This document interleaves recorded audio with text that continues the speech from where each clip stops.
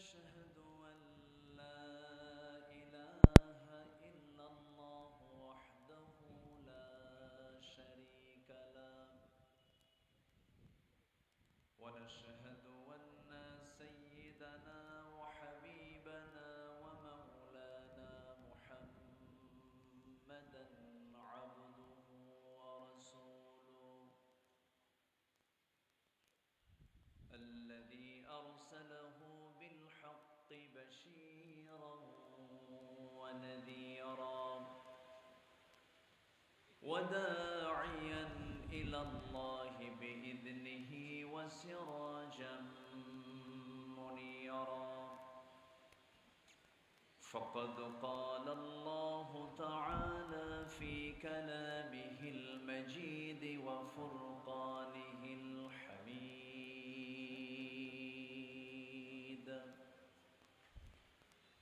أعوذ بالله من الشيطان الرجيم بسم الله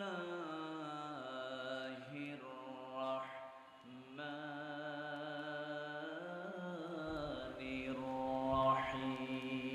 الرحيم إن الله وملائكته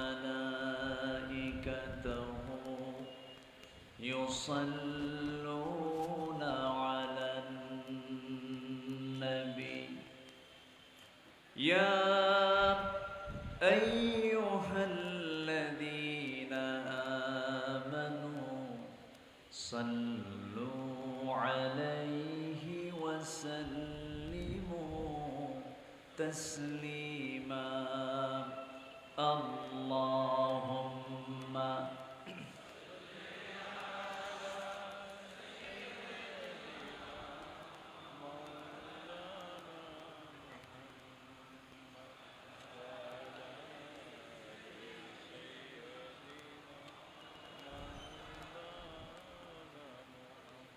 একটু মোহাব্বত দিয়ে নবীর প্রেমে মাতোয়ারা হয়ে জবান খুলে জোড়ালো কণ্ঠে সবাই বলুন আল্লাহুম্মা সাল্লি আলা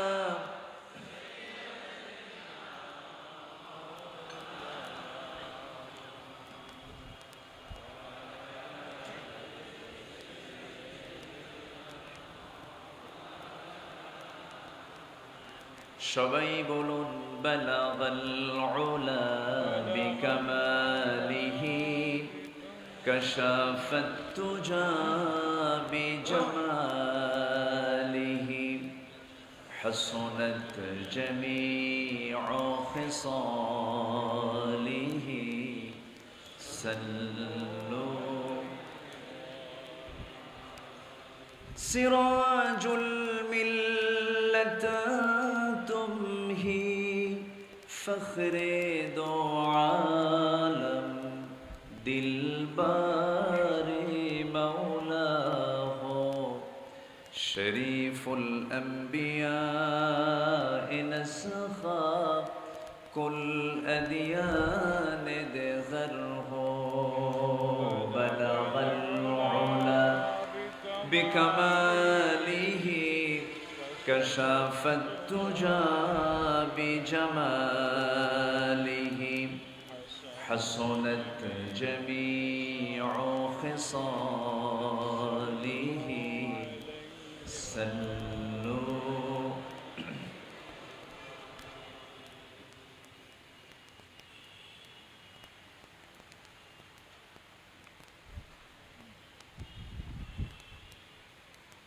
দেশের সর্ববৃহৎ সমুদ্র বন্দর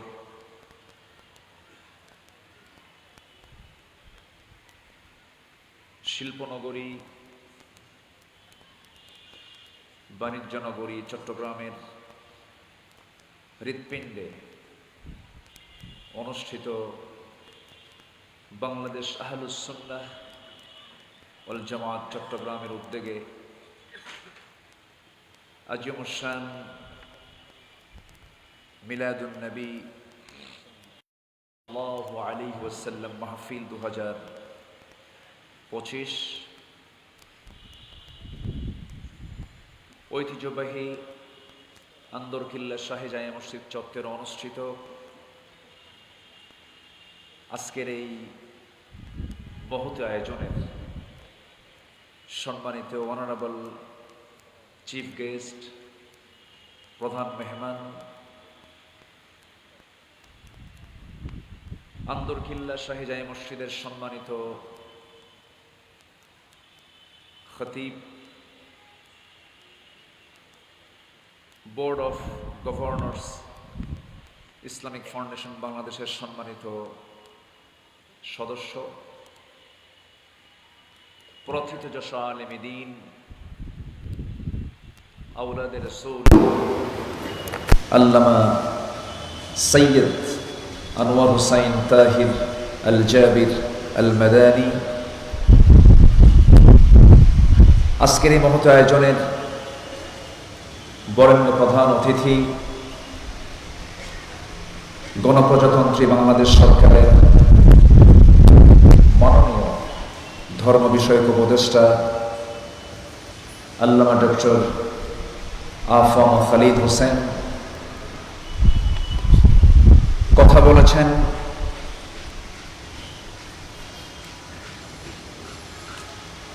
আজকের মাহফিলের বরেণ্য অতিথিবৃন্দ, আজকের এই মহতী মাহফিলের সম্মানিত সুযোগ্য সাহেবে সভাপতি, বাইতুশ শরফ আদর্শ কামিল মাদ্রাসার এক্স প্রিন্সিপাল, বাংলাদেশ আহলুস সুন্নাহ ওয়াল জামাত চট্টগ্রামের সম্মানিত সভাপতি, মুহতারাম প্রফেসর ডক্টর মাওলানা সৈয়দ মুহাম্মদ আবু নুআমান হাফিজাহুল্লাহ, উপস্থিত হাজারাত উলামায়ে কেরাম, বিশেষ করে আমার পূর্বে কথা বলেছেন চট্টগ্রাম বিশ্ববিদ্যালয়ের আরবি বিভাগের সম্মানিত প্রফেসর ডক্টর মাওলানা গিয়াসউদ্দিন তালুকদার হাফিজাহুল্লাহ, প্রফেসর ডক্টর মাওলানা আবু বকর রফিক সাহেব, প্রফেসর ডক্টর আকম আব্দুল কাদের হাফিজাহুল্লাহ সহ সম্মানিত মেহমানবৃন্দ, হাজরাত উলামায়ে কেরাম, ফদলা ইজাম, সুশীল সমাজ, জাতির শ্রেষ্ঠ সন্তান শিক্ষক মণ্ডলী, জাতির বিবেক সাংবাদিক বৃন্দ, প্রশাসনের দায়িত্ব নিয়োজিত কর্মকর্তা বৃন্দ, সামনে উপস্থিত দূরে কাছে বিভিন্ন স্থান থেকে ছুটে আসা নবী প্রেমী, রসুল প্রেমী, দিনদার ইমানদার, দ্বীন ইসলামের নরসারদুল, বীর মুজাহিদ, প্রাণ প্রিয় সম্মানিত দ্বীনি ভাইরা, আড়ালে বসে আছেন শ্রদ্ধেয়া সম্মানিতা মা বোনেরা, আলোচনার সূচনায় আনুষ্ঠানিকতার মধ্য দিয়ে আমার পক্ষ থেকে আবারও আসসালামু আলাইকুম ওয়া রাহমাতুল্লাহি ওয়া বারাকাতুহু। ওয়া আলাইকুম আসসালাম ওয়া রাহমাতুল্লাহি ওয়া বারাকাতুহু। সবাই কেমন আছেন? বেগুন কেন আছেন? আলহামদুলিল্লাহ, আল্লাহ তাআলা আমাকে আপনার কাতারেই রেখেছেন, আলহামদুলিল্লাহ। মহান রব্বুল আলামিনের শুকরিয়া যে মহান আল্লাহ সুবহানাহু ওয়া তাআলা অনুকূল একটি পরিবেশে, আমিন নিরাপদ একটি পরিবেশে ইয়া আল্লাহ লাকাল হামদু ওয়া লাকাল এমন সুন্দর আয়োজন, এমন সুন্দর একটি অনুষ্ঠান, এমন সুন্দর একটি মজলিস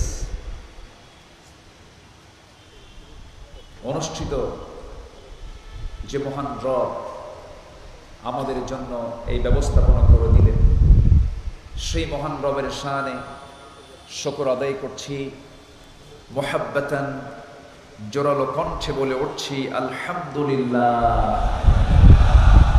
আবারও বলছি আলহামদুলিল্লাহ। চিৎকার মেরে বলছি আল্লাহুম্মা ইন্নী আসআলুকা আল হুদা ওয়াত তুকা ওয়াল আফাফা ওয়াল গিনা। সবাই বলি আল্লাহুম্মা আইন্নি আলা যিকরিকা ওয়া শুকরিকা ওয়া হুসনি ইবাদাতিকা। সম্মানিত হাজিরিন, আমার পূর্বে যে মেহমান বৃন্দ এখানে কথা বলেছেন, এই সমস্ত ওলামা হাজরাত আমাকে সকাল বিকাল পড়ানোর যোগ্যতা রাখে। আমার পূর্বে যিনি কথা বলেছেন প্রফেসর ডক্টর গিয়াসউদ্দিন তালুকদার সাহেবের প্রত্যেকটি কথা মুক্তখচিত, অর্থহীন, অপ্রাসঙ্গিক, অপ্রয়োজনীয় একটি কথাও তাদের মুখ থেকে আমার জানা মতো আমি কখনো পাইনি। এরকম এক ঝাঁক চট্টগ্রামের এই বিদগ্ধ ওলামা হযরত তাদের মুক্তার সদৃশ যে কথাগুলো বলেছেন, শেষ ক্লাসে এসে আমি নগণ্য আব্দুল্লাহ আমিন আমি ভাঙ্গাচোরা কিছু কথা বলতে চাচ্ছি। এলেম তো তেমন কিছু নাই। ছোটবেলায় বাবার সাথে হাটে যেতাম, হাটে গ্রামে। তো আগে তো ডিজিটাল মাপটা ছিল না, বাটখারা পাশে রাখতো, বাটখারাগুলো সাজিয়ে রাখতো, যেটা সবচেয়ে বড় ওজনের 5 কেজি এটা নিচে থাকতো, এরপরে 2 কেজি, এরপরে 1 কেজি 1000 গ্রাম, 500 গ্রাম, এরপরে 200 গ্রাম, 100 গ্রাম, 50 গ্রাম, সবার উপর হলো 25 গ্রাম। তো 25 গ্রামটা যদিও সবার উপরে, কিন্তু এটা ওজন শূন্য, ওজন খুব কম। আমি হলাম সেই 20 গ্রাম 25 গ্রাম ওজন শূন্য, এলেম তেমন নাই। কিছু কথা বলতে চাচ্ছি, আমাকে সময় দেওয়া যাবে তো ইনশাআল্লাহ? আল্লাহ কবুল করুন। জোরে বলি আল্লাহুম্মা আমিন। আমার পাশে যিনি বসে আছেন, এক সময় স্বপ্ন দেখতাম এমন একজন ব্যক্তিত্ব সম্পন্ন মানুষের সঙ্গে সরাসরি কোনদিন সাক্ষাৎ করতে পারব। ওনার হয়তোবা মনে নেই, ওনার সঙ্গে আল্লাহ তাআলা আমাকে মিলাইয়া দিয়েছেন হারাম, মক্কার হারামে। মাগরিবের সালাত আমি আদায় করছি, দেখি যে আমার সামনে তিনি মাগরিবের সালাতে অংশগ্রহণ করেছেন। সেখানে তার সঙ্গে আমার প্রথম দেখা। অত্যন্ত বিনয়ী মানুষ। আল্লাহ তুমি তার সকল খেদমতকে কবুল করো। জোরে বলি আল্লাহুম্মা আমিন। আজকের এই প্রোগ্রামের যিনি সভাপতি মহোদয়, উনি আমাকে প্রথম দিন যেদিন ফোন দিলেন, আমি ওনাকে বুঝতে পারিনি। এত বিনয়ী, এত সুন্দর করে, মানে নিবেদনমূলক ভাবে উনি মাহফিলের জন্য আমাকে বললেন। আমি লজ্জা পাচ্ছিলাম যে উনি এত বয়োজ্যেষ্ঠ একজন মানুষ, উনি বলা মাত্রই আমি দাওয়াতটা গ্রহণ করে নিয়েছি। আমি খুবই আনন্দিত এই বরকতময় মাহফিলে অংশগ্রহণ করতে পেরে। আল্লাহর শুকরিয়া আদায় আবারও করছি, আলহামদুলিল্লাহ। সম্মানিত হাজিরিন, আমরা যে রাসূলের জীবনকে জানতে এসেছি, যে মহামানবের জীবনকে জানতে এসেছি, কোনো কবি তার কবিতা দিয়ে, লেখক তার লেখা দিয়ে, সাহিত্যিক তার সাহিত্য দিয়ে, গবেষক তার গবেষণা দিয়ে, লিখতে লিখতে, গবেষণা করতে করতে সব শেষ হয়ে যাবে। আমার নবীজির জীবনী লিখতে, গাইতে কোনোদিন পৃথিবীর কোনো মানুষ শেষ করতে পারবে না। জোরে বলি সুবহানাল্লাহ। শিল্পীর তুলির কালি ফুরে যাবে। তিনি হচ্ছেন মহান চরিত্রের আধার, যার চারিত্রিক সনদ পৃথিবীর কেউ দেয়নি। দিয়েছেন বিশাল আকাশের মালিক, বিস্তৃত জমিনের মালিক, প্রজ্বলিত সূর্যের মালিক মহান রব্বুল আলামিন। তিনি তার দফতর থেকে তার চারিত্রিক সনদ দিয়ে জানিয়ে দিয়েছেন, ওয়া ইন্নাকা লাআলা খুলুকিন আযীম। হে রাসূল, আপনি হচ্ছেন সুমহান চরিত্রের অধিকারী। সেই বিশ্বনবীজির এই বর্ণাঢ্য জীবন থেকে কিছু কথা, কিছু আলোচনা কোরআন থেকেই করতে চাচ্ছি। রাসূলকে লক্ষ্য করে আল্লাহ রাব্বুল আলামিন কিছু কমপ্লিট সূরাও দিয়েছেন, যেরকম সূরা কাউসার, ইন্না আ'তাইনাকাল কাউসার। 3টা আয়াত টোটাল নবীর শানে আল্লাহ তাআলা নাজিল করেছেন। সম্মানিত হাজিরিন, এক কথায় এই পৃথিবীতে আল্লাহর পরে যার দাম, আল্লাহর পরে যার সম্মান, তিনি হচ্ছেন মুহাম্মাদুর রাসূলুল্লাহ সাল্লাল্লাহু আলাইহি ওয়াসাল্লাম। একমাত্র আদর্শ হিসাবে ঈমানদারের জন্য একজন ব্যক্তিকেই সিলেক্ট করতে হবে জীবনের সকল জায়গায়, একজন ব্যক্তিকে। তিনি হচ্ছেন মুহাম্মদ সাল্লাল্লাহু আলাইহি ওয়াসাল্লাম। এবং সে আদর্শ এক জায়গায় না সব জায়গায়? আসতে বলবেন না, এক জায়গায় না সব জায়গায়? সব জায়গায়। ব্যক্তিগত জীবনে রাসূলকে মানলাম, ইবাদতে আনুষ্ঠানিক কিছু ইবাদতে রাসূলকে মানলাম, কিন্তু রাজনীতির প্ল্যাটফর্মে, অর্থনীতিতে, প্রশাসনিক দিক থেকে সেই জায়গায় গিয়ে আমি রাসূল পরিপন্থী আদর্শকে লালন করলাম, এটা নবীর উম্মতের পরিচয় নয়, এটা ভণ্ডামি, এটা প্রতারণা। এমন সুযোগ সন্ধানী ধান্দাবাজ রাজনীতিবিদ নেতা আমার দেশে আছে না নাই? আসতে বলবেন না, আছে না নাই? আমার রাসূলকে অনেকে নেতা বলতে লজ্জা পান। ক্বালা ইন্নী জাইলুকা লিন-নাসি ইমামা। সকল নবীরাই নেতা, আল্লাহু আকবার বলেন। কিন্তু নেতা শব্দটা দুর্গন্ধ বানিয়ে দিয়েছে প্রচলিত নেতারা। কিন্তু নেতৃত্ব দেওয়ার জন্য দরকার হলো অসৎ ব্যক্তি না সৎ ব্যক্তি? অসৎ না সৎ? কিন্তু নেতৃত্ব আজকে চলে গেছে সতে না অসৎ নেতৃত্বে? অসৎদের হাতে এই নেতৃত্ব আজকে চলে যাওয়ার কারণে এই নেতা শব্দটার ভিতরে একটা গন্ধ পাওয়া যায়।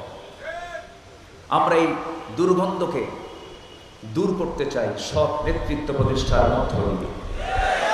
এবং আমাদের চেতনা থাকবে একটা, আমাদের মূল লিডার একজন, মূল নেতা একজন, তিনি হচ্ছেন মুহাম্মাদুর রাসূলুল্লাহ। আল্লাহ রাব্বুল আলামিন সূরাতুল আহজাবের ভিতরে সুন্দর করে জানিয়ে দিচ্ছেন 21 নম্বর আয়াত। মহান রব্বুল আলামিন বলেন, লাকাদ কানা লাকুম ফি রাসূলিল্লাহি উসওয়াতুন হাসানাতুন লিমান কানা ইয়ারজুল্লাহা ওয়াল ইয়াওমাল আখির ওয়া যাকারাল্লাহা কাসীরা।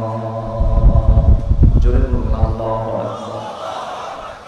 তোমাদের জন্য উত্তম আদর্শের বাস্তব নমুনা উসওয়ায়ে হাসানা করে একজনকে দিয়েছি। তিনি হচ্ছেন কেউ নন, তিনি হচ্ছেন আমার নবী, আপনার নবী, নবী কুল শিরোমণি মুহাম্মদ সাল্লাল্লাহু আলাইহি ওয়াসাল্লাম। এই জায়গায় কাউকে ভাগ বসানো যাবে না। আমার প্রেরণা, আমার নেতৃত্বের জন্য আমি যাকে চুজ করব একজনই হবেন যার চারিত্রিক সনদ কে দিয়েছেন? আল্লাহ দিয়েছেন। সম্মানিত ভাইয়েরা, সম্মানিত বন্ধুগণ, আমি সূরাতুল আহজাবের এই আয়াতটা তেলাওয়াতের মধ্য দিয়ে সেখান থেকে কিছু কথা বলতে চাচ্ছি, এবং সাথে আমি যে পয়েন্টে কথা বলতে চাই, রাসূল সাল্লাল্লাহু আলাইহি সাল্লাম এর আদর্শে আখিরাতের পথ ও পাথেয়, এই বিষয়ে আমি কিছু কথা বলতে চাচ্ছি 10টি পয়েন্টে, যতটুকু পারা যায় অল্প সময়ের ভিতরে। আল্লাহ তাআলা যেন আমার মুখ থেকে সেই কথাগুলো বের করে দেন যে কথাগুলো মুসলিম উম্মার জন্য এই মুহূর্তে দারুণ প্রয়োজন। জোরে বলি আল্লাহুম্মা আমিন, আরো জোরে আল্লাহুম্মা আমিন। সম্মানিত ভাইয়েরা, আমরা যদিও ভাবছি আমরা নিরাপদে আছি,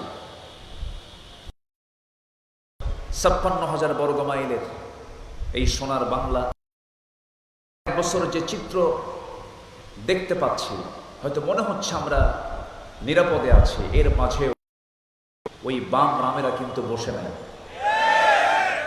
তাদের মিথ্যাচারিতা, তাদের ষড়যন্ত্র,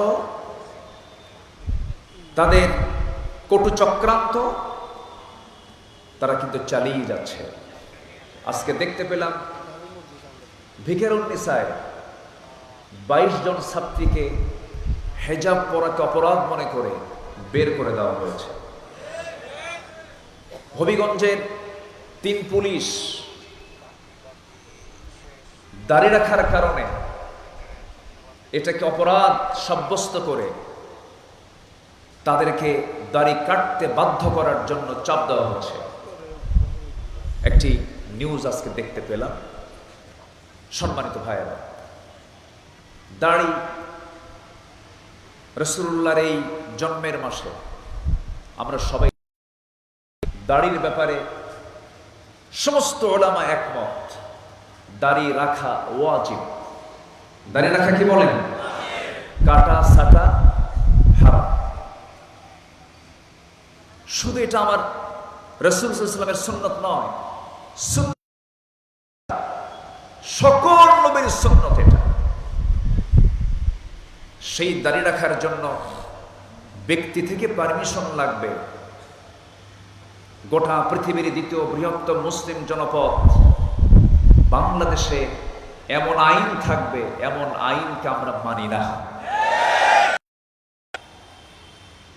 সম্মানিত ভাইয়েরা, সম্মানিত বন্ধুগণ, হিজাবের ব্যাপারে, পর্দার ব্যাপারে আল্লাহর হুকুম হলো এটা সুন্নাহ না ফরজ? বলেন সুন্নাহ না ফরজ? ফরজ। যে কর্তৃপক্ষ এই 22 জন শিক্ষার্থীর হেজাব পরাকে অপরাধ সাব্যস্ত করে প্রতিষ্ঠান থেকে বের করে দিয়েছে, ওদের চূড়ান্ত দৃষ্টান্তমূলক শাস্তি নিশ্চিত করা সময়ের দাবি। সম্মানিত হাজিরিন, এরকম বাতিল শক্তিরা বিভিন্ন দিক থেকে নানা ষড়যন্ত্র চালিয়ে যাচ্ছে। আমাদের সতর্ক থাকার দরকার আছে না নাই? কাজ আছে, আমাদের ডিউটি আছে। আল্লাহ রাব্বুল আলামিন বলেন, তাআওয়ানু আলাল বিররি ওয়াত তাকওয়া ওয়া লা তাআওয়ানু আলাল ইসমি ওয়াল উদওয়ান। আল্লাহ রাব্বুল আলামিন আরেক জায়গায় বলেন, ওয়াল তাকুম মিনকুম উম্মাতুন ইয়াদউনা ইলাল খায়রি ওয়া ইয়া'মুরুনা বিল মা'রুফি ওয়া ইয়ানহাউনা আনিল মুনকার। তোমাদের ভিতরে এমন একটা দল থাকা দরকার যে দল মানুষকে সৎ কাজের আদেশ দেবে, অসৎ কাজের বাধা দেবে। এমন একটা দল অবশ্যই থাকা দরকার। এই কথাটা কার? দল দুই প্রকার, দুটা দল।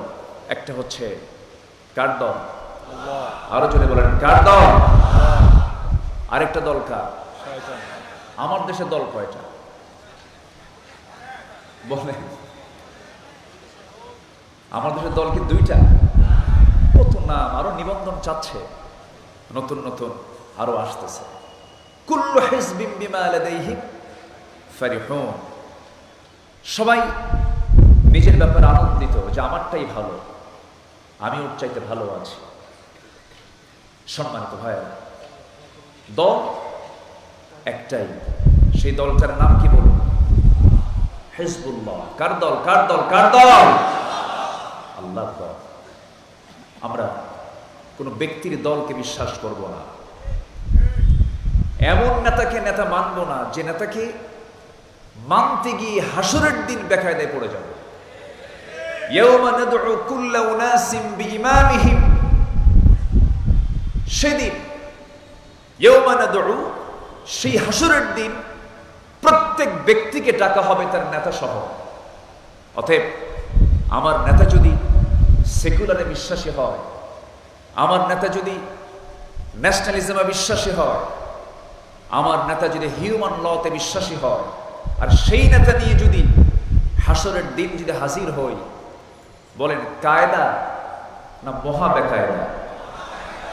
শুধু বেকায়দা না মহা বেকায়দা? মহা বেকায়দা। অতএব যেই নেতার চেহারার দিকে তাকালে আমার নবীর কথা মনে হবে, যে নেতৃত্বের দিকে তাকালে আমার নবীর নেতৃত্বের কথা মনে হবে, সেই ব্যক্তি হবেন আমার নেতা।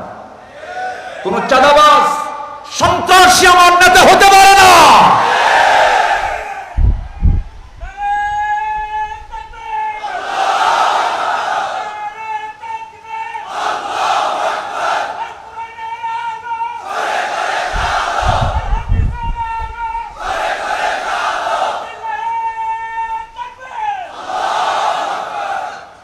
সম্মানিত ভাইয়েরা, সম্মানিত বন্ধুগণ, এই পৃথিবীতে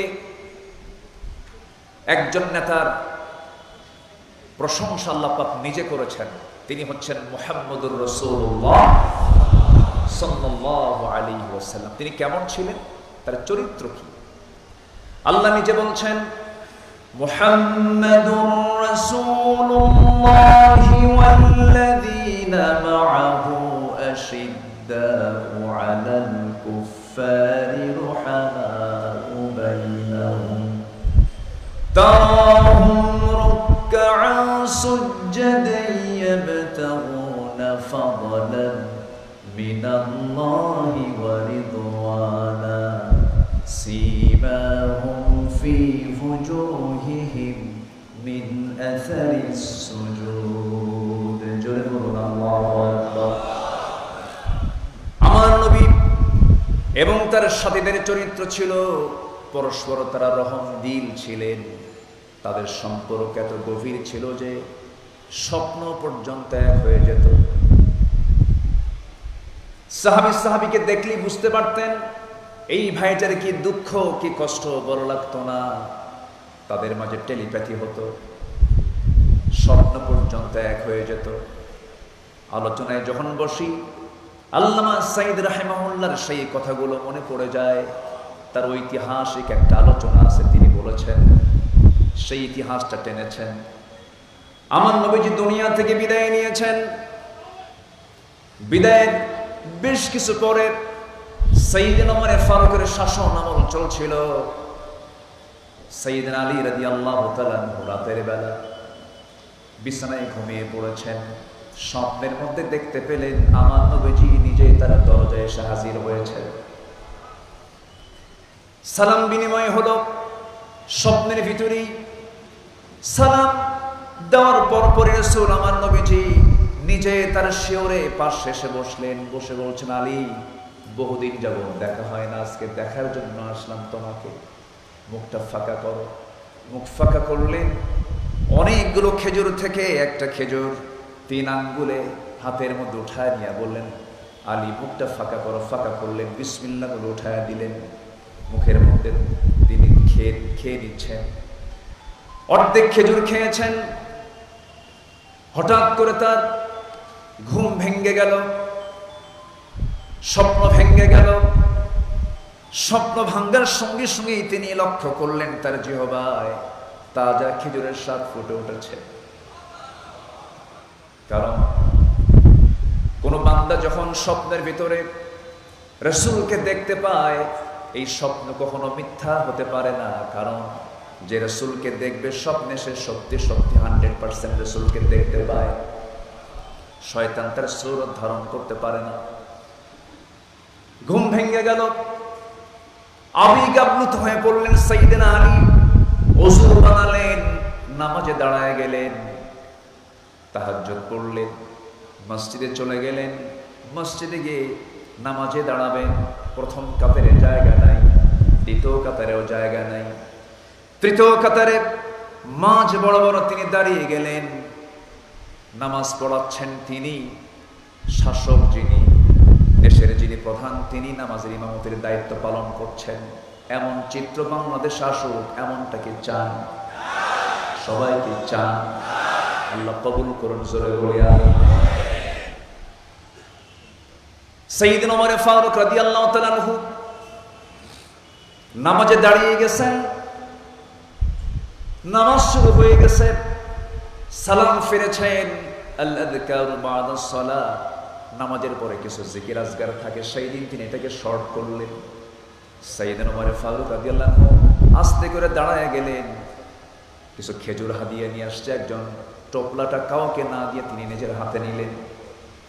প্রথম কাতারে সবার হাতে হাতে 2টা 3টা করে খেজুর দিলেন, দ্বিতীয় কাতারেও তাই করলেন, তৃতীয় কাতারে সবার হাতে 2টা 3টা করে খেজুর দিয়ে যাচ্ছেন। কিন্তু সাইয়েদনা আলীর সামনে যখন এসে দাঁড়ালেন, অনেকগুলো খেজুর থেকে একটা খেজুর 3টা আঙ্গুলে তুলে নিয়ে বলছেন, আলী মুখটা ফাঁকা করো, মুখটা ফাঁকা করো। সাইয়েদনা আলী মুখ ফাঁকা করলেন, একটা খেজুরি দেওয়া হলো।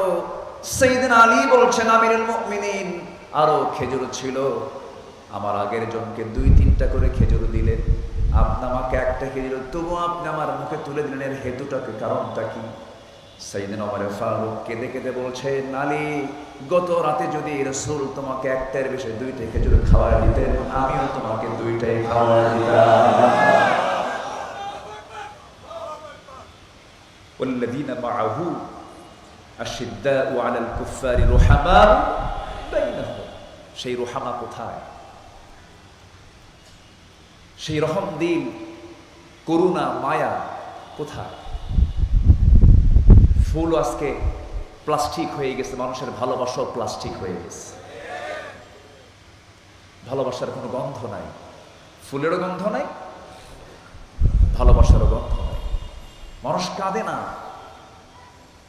মানুষের দিলটা এত শক্ত হয়ে গেছে, কান্না নাই, কাঁদে না।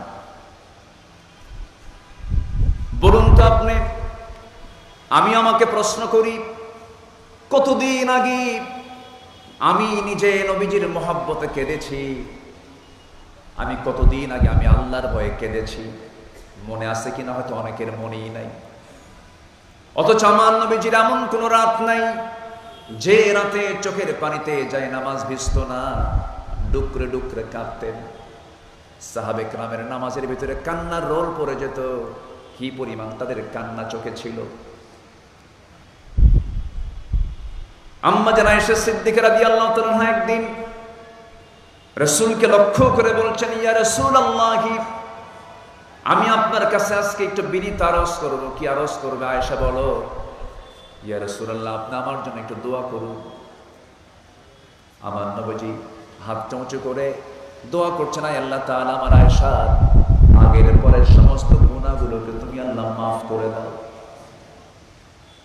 আমার নবীজি বলছেন, আয়েশা, যে দোয়াটা করলাম তুমি খুশি হয়েছো নাকি? তিনি আবেগ আপ্লুত হয়ে বলছেন, ইয়া রাসূলুল্লাহ, এত শ্রেষ্ঠ দোয়ার পর কি কেউ অসন্তুষ্ট থাকে নাকি? আমি খুব খুশি হয়েছি। আমার রাসূল বলছেন, আয়েশা রে, এই দোয়া শুধু আমি তোমার জন্য করি না, আমি প্রত্যেকটা দিন আমার উম্মতের জন্য এমন দোয়াই করে থাকি। আমার নবী, সেই নবীর জন্য আমরা কতদিন কাঁদলাম, কয়দিন আমরা তাকে স্মরণ করলাম।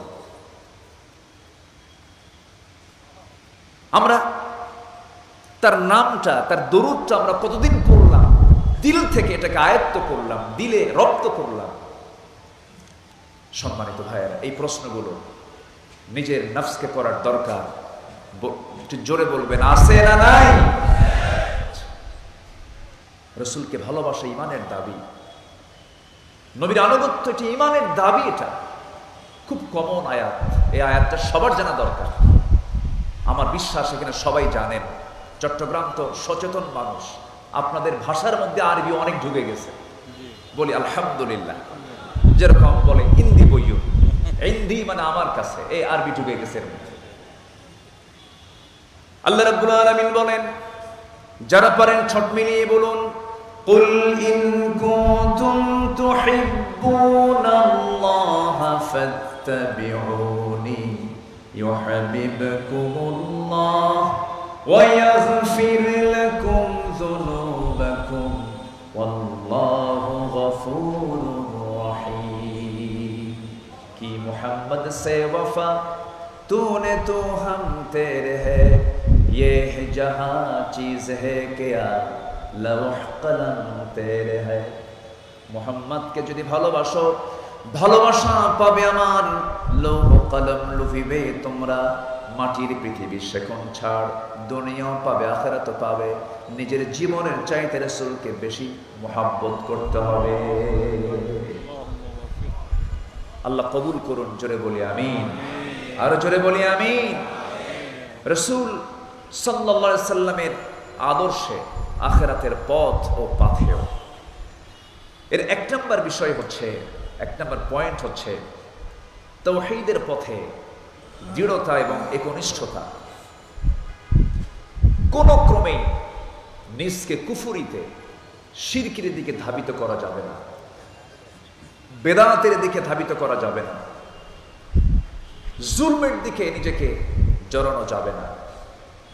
তাওহীদের পথে দৃঢ়চেতা হয়ে থাকতে হবে, একনিষ্ঠ হয়ে থাকতে হবে।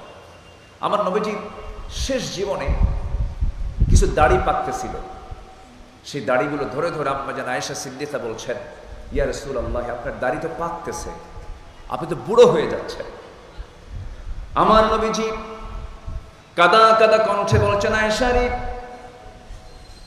আমি বুড়ো হয়ে যাচ্ছি, আমার চুলগুলো পেকে পেকে যাচ্ছে। আয়েশা একটা আয়াত আমাকে বুড়া বানায়া দিয়েছে।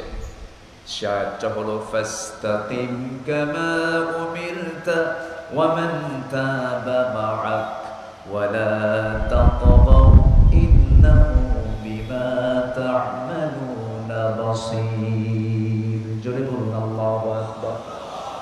সূরা হুদ 112 নম্বর আয়াত। হে রাসূল, আপনাকে যে ব্যাপারে আদেশ করা হয়েছে আপনি তার উপর অটল থাকুন, অবিচল থাকুন। আয়েশা, এই আয়াতটা আমাকে বুড়া করে ছাড়িয়েছে। খুব পেরেশান থেকে আমি আয়াতটা যখন মনে করি। আমার বন্ধুগণ, ঈমান তো এনেছি আমরা, ঈমানটাকে টিকে রাখতে হবে।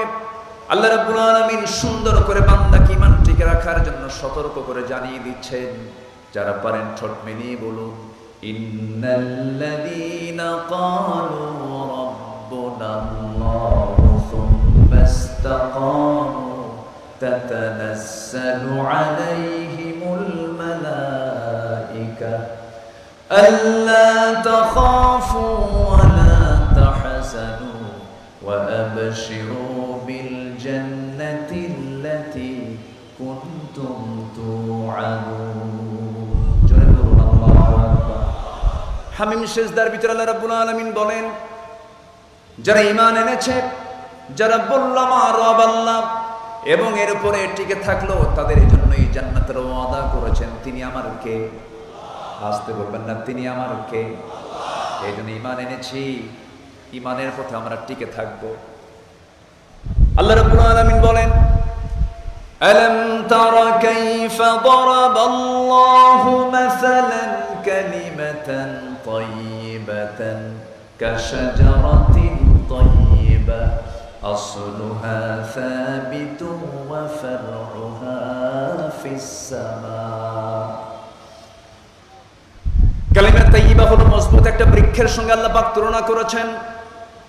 খেজুর গাছ হাজারো ঝড়, হাজারো সাইক্লোনে যেমন খেজুর গাছ এক পায়ে দাঁড়িয়ে থাকে, কারণ তার শেকড়টা খুব গভীরে গভীরে। আল্লাহ রাব্বুল আলামিন খেজুর গাছটার শেকড়টা অনেক গভীরে রেখেছেন, ডালপালগুলো অনেক মজবুত করে দিয়েছেন। অন্যান্য ডালপালগুলো, অন্যান্য গাছগুলো ঝরে যায়, উপড়ে যায়, খেজুর গাছ এক পায়ে দাঁড়িয়ে থাকে। ইমানদার যতই ঝড় ঝাপটা আসুক না কেন, কালিমার পতাকা নিয়ে শক্ত মজবুত অবস্থান নিয়ে ইমানি চেতনায় সে শক্ত মজবুতি নিয়ে কালেমার পথে হকের পথে টিকে থাকবে। বাতিলের কাছে মাথা নত ইমানদার কখনো করতে পারে না। আমরা সবাই ইতিহাস কম বেশি জানি। আমার নবীজির জীবনে 3.5 বছর বড় কষ্টের ছিল। মক্কা জিন্দেগির ঘটনা। সাইয়েদনা আমির হামজা রাদিয়াল্লাহু আনহু যখন ইসলাম কবুল করলেন, আবু জেহেলদের মাথা খারাপ হয়ে গেল। আবু জেহেল এসে বলল, আবু তালেব, তোমার ভাতিজাকে আমার হাতে তুলে দাও। এত বড় অপরাধ করে যাচ্ছে, তুমি কিছুই বলো না। আমির হামজা ইসলাম গ্রহণের পর আবু জেহেলদের মাথা খারাপ হয়ে গেছে। আবু তালেব যদিও কাফের ছিলেন, ভদ্র কাফের। কি কাফের? আমি আমার ভাষায় এটা বলি, ভদ্র কাফের। আমি এবং তাকে তিনি সম্বোধন করি। যদিও কাফের, সারা জীবন নবীর পক্ষে না বিপক্ষে? পক্ষে কথা বলেছেন। মাঝে মাঝে রাসূল একটু ইঙ্গিত দিতেন, লা ইকরাহা ফিদ্দীন, দিনের ব্যাপারে তো কোনো জবরদস্তি নেই। মাঝে মাঝে বলতেন, চাচা ভাষা শিখেলেন আপনি, ব্যবসা শিখেলেন আপনি, বিয়ে করালেন আপনি, বিদেশ সফর শিখেলেন আপনি, আমি আপনার ঘরের মানুষ, সবাই তো ইসলাম কবুল করে, চাচা একটাবার কি কালিমা পড়া যায় না? আবু তালেব বলেন, মুহাম্মদ আমি কি বুঝি না তুমি ভালো মানুষ, তুমি নবী, সন্দেহ নেই, লা শাক্কা ফীহ, তুমি আল্লাহর নবী। আমি আমার কলিজার টুকরা জাফর এবং আলীকে তো এই জন্যই তোমার হাতে তুলে দিয়েছি। আমি যদি পছন্দ না করতাম, আমি কি আমার 2টা ছেলেকে তোমার হাতে তুলে দিতাম? রাসূল বললেন, চাচা লাহা মা কাসাবাত ওয়া লাকুম মা কাসাবতুম, সে যা অর্জন করেছে তার, আর আপনি যা অর্জন করবেন আপনি আপনার। আপনার আমল নামা নিয়ে আপনাকে জান্নাতে যেতে হবে, কারো আমল নামা নিয়ে আপনি জান্নাত পাবেন না। হাসবুনা, তিনি বলেন আমার জন্য যথেষ্ট, আমার বাপ দাদা যা করে গেছে এটা আমার জন্য যথেষ্ট। বাপ দাদা টান ভুলতে পারে না, এমন লোক এখনো আছে না নাই? বাপ দাদারা চোরের দল করছে, এও চোরের দল করে, আছে না নাই? শুধু চুরি না, বড় চুরি, শুধু পুকুর চুরি না, সাগর চুরি। একজন ব্যক্তি পৃথিবীর ইতিহাসে এমন নাই, একজন ব্যক্তির দ্বারা যে টাকা বাইরে পাচার হয়েছে এমন রেকর্ড বাংলাদেশ ছাড়া নাই। ইশারায় বলে দিলাম, বুঝে না। সব ব্যাংক খায় শেষ করছে, সবকিছু শেষ করে আজকে তারা দেশে নাই। আল্লাহ বলছেন, সম্পদ দিয়েছি আমি, কিন্তু আমার বরকত পেতে হলে, নিয়ামত পেতে হলে আমার জিকির থাকতে হবে। জিকির করবি না, দুনিয়াটা তোর জন্য আমি সংকীর্ণ করে দেব। সালমান এফ রহমান জিন্দা পীর, ঠিক আছে না? লজ্জা শরম তো নাই। আল্লাহ ওদেরকে উলঙ্গ করেছেন, আলেমদেরকে বেইজ্জত করার চেষ্টা করেছেন, আল্লাহ ওদেরকে ন্যাংটা করে বিদায় করেছেন। টাকা পয়সা লাভ কি? ঘরে ঘরে তার ওষুধ কোম্পানির নাপা, প্যারাসিটামল, অনেকের নাম জানি না। কি খাও? নাপা খাও। এই বেক্সিমকো গ্রুপের মালিক, টাকার কি অভাব আছে? শীত হয়ে পড়ে আছে জেলখানায়। আল্লাহ বলছেন, ওমান আ'রাদা আন যিকরি ফাইন্না লাহু মাঈশাতান দানকা ওয়া নাহশুরুহু ইয়াওমাল কিয়ামাতি আ'মা। আমার জিকির থেকে, আমার কিতাব থেকে যে ব্যক্তি গুটিয়ে রাখবে নিজেকে, আমি তার জন্য দুনিয়ার জীবনটা সংকীর্ণ করে দেব। কি সংকীর্ণ হয় নাই? এক বিচারপতি এত বড় বেয়াদব, উচ্ছৃঙ্খল, সিলেটের কানাইঘাট, আমি গত 21 তারিখে আমার প্রোগ্রাম ছিল, আমাদের সেলিমউদ্দিন ভাইয়ের এলাকা, মাহফিল করতে গেছে। এক ঝাঁক যুবক এসে বলতেছে, হুজুর ওই বিচারপতির বিসি আমরা আউট করছিলাম। সম্মানিত ভাইয়েরা, ক্ষমতার অহংকার দেখাতে নেই, অহংকার দেখাবেন তিনি আমার কে। আসতে বলবেন না কে?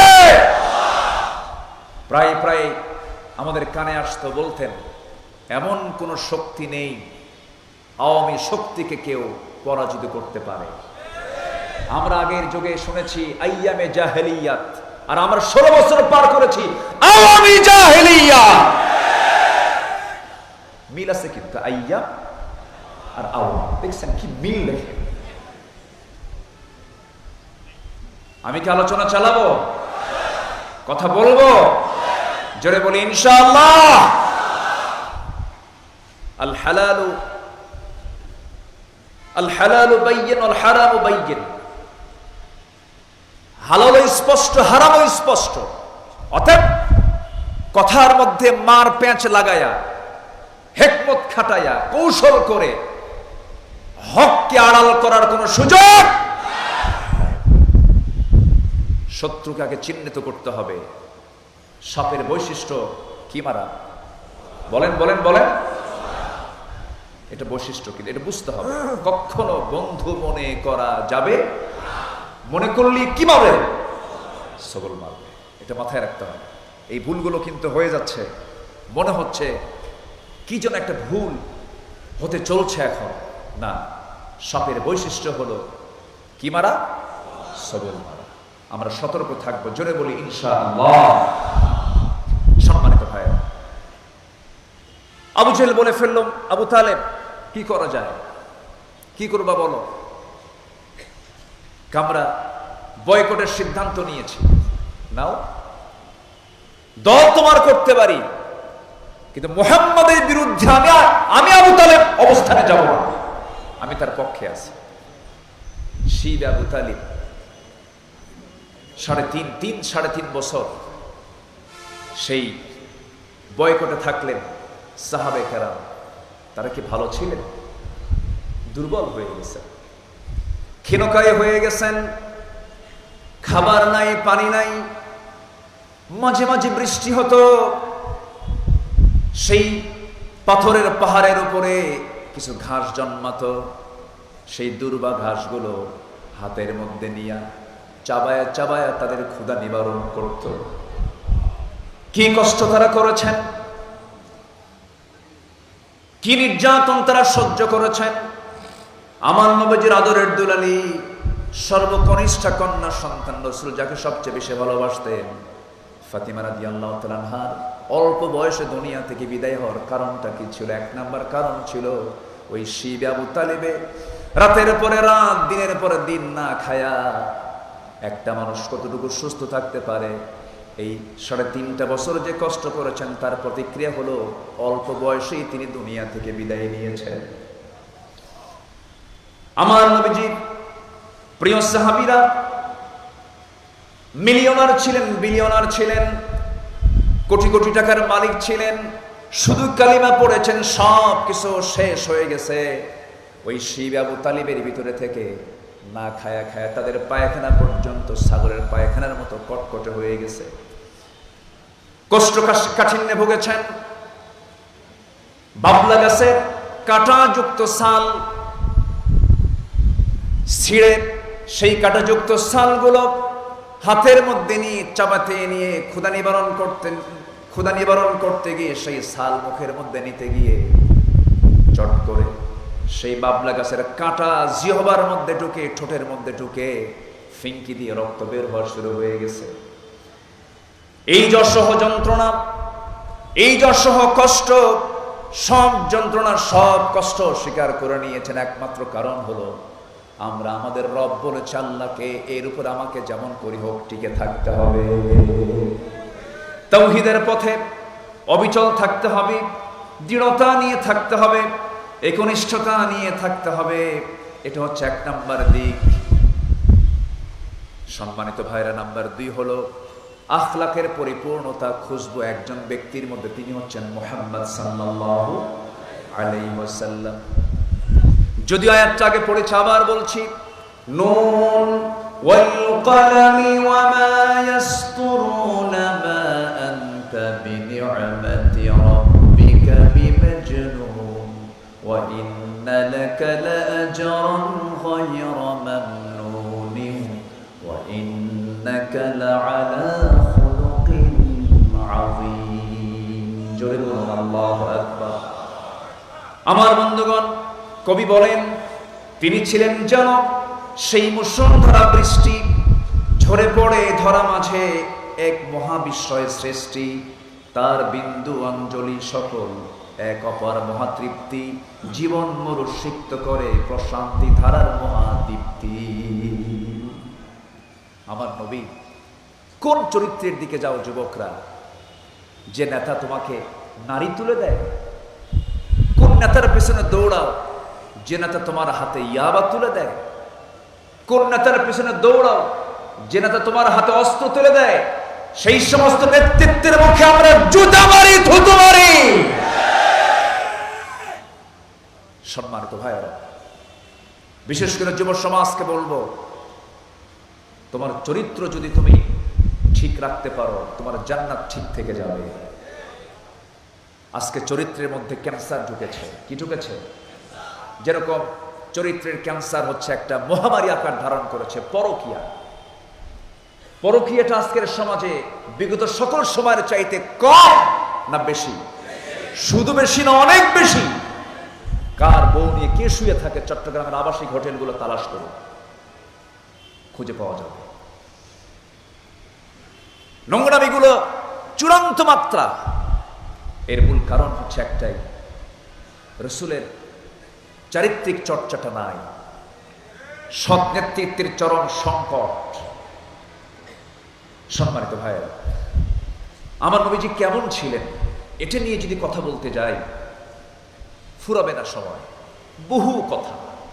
শামাইলে তিরমিজির ভিতরে একটা লম্বা হাদিস এসেছে, কানা রাসূলুল্লাহি সাল্লাল্লাহু আলাইহি ওয়াসাল্লাম দাইমাল বিশরি সাহালাল খুলুকি লাইনাল জালিব লাইসা বিফাদ্দিন ওয়ালা গলিযিন ওয়ালা সাখাবিন ওয়ালা ফাহাশিন ওয়ালা আইয়াবিন ওয়ালা মুশাহিন يتغافل عما لا يشتهي ولا يؤيس منه راحيه ولا يخيب فيه قد ترك نفسه من ثلاث المراء والإكثار وما لا يعنيه আমার নবীজি ঝগড়া বিবাদ করতেন না, অহংকার করতেন না। আমার নবীজি তর্ক থেকে দূরে থাকতেন, অপ্রয়োজনীয় কথা থেকে দূরে থাকতেন। তিনি কেমন ছিলেন? সদা হাস্যোজ্জ্বল ছিলেন। কেমন ছিলেন? সরল স্বভাবের অধিকারী ছিলেন, কোমল হৃদয়ের অধিকারী ছিলেন। রূঢ় কঠিন কোন আচরণ তার মাধ্যম দিয়ে কখনো প্রকাশ পায় নাই। আমার নবী যে মজা করে কথা